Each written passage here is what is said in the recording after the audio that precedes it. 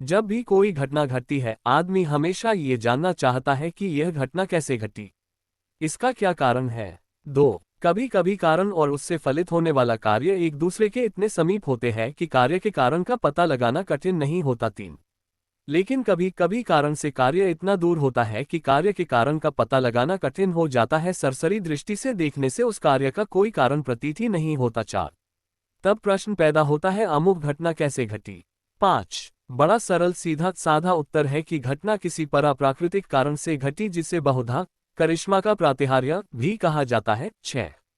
बुद्ध के कुछ पूर्वजों ने इस प्रश्न के विविध उत्तर दिए हैं। 7. पकुद का चांद यह मानता ही नहीं था कि हर कार्य का कारण होता है, उसका मत था कि घटनाएं बिना किसी कारण के ही घटती है। 8.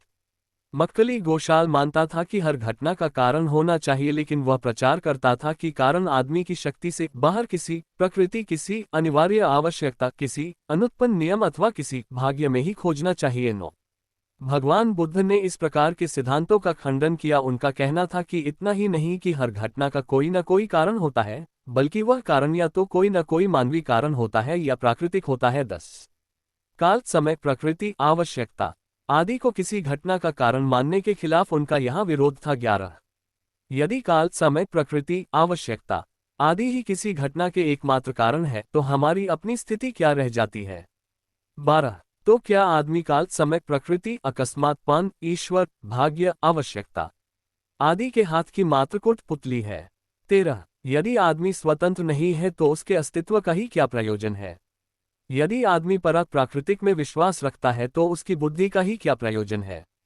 14. यदि आदमी स्वतंत्र है तो हर घटना का या तो कोई मानवीय कारण होना चाहिए या प्राकृतिक कारण। कोई घटना ऐसी ही हो नहीं सकती जिसका प्राकृतिक कारण हो। 15.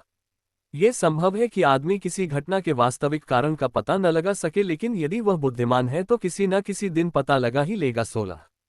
प्राकृतिकवाद का खंडन करने में भगवान बुद्ध के 3 हेतु थे। 17. उनका पहला हेतु था कि आदमी बुद्धवादी बने। 18.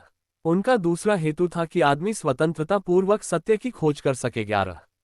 उनका तीसरा उद्देश्य था कि मिथ्या विश्वास के प्रधान कारण की जड़ काट दी जाए, क्योंकि इसी के परिणाम स्वरूप आदमी की खोज करने की प्रवृत्ति की हत्या हो जाती है। 20. यही बुद्ध धम्म का हेतुवाद है। 21. ये हेतुवाद बुद्ध धम्म का मुख्य सिद्धांत है। ये बुद्धिवाद की शिक्षा देता है, और बुद्ध धम्म यदि बुद्धिवादी भी नहीं है तो फिर कुछ नहीं है।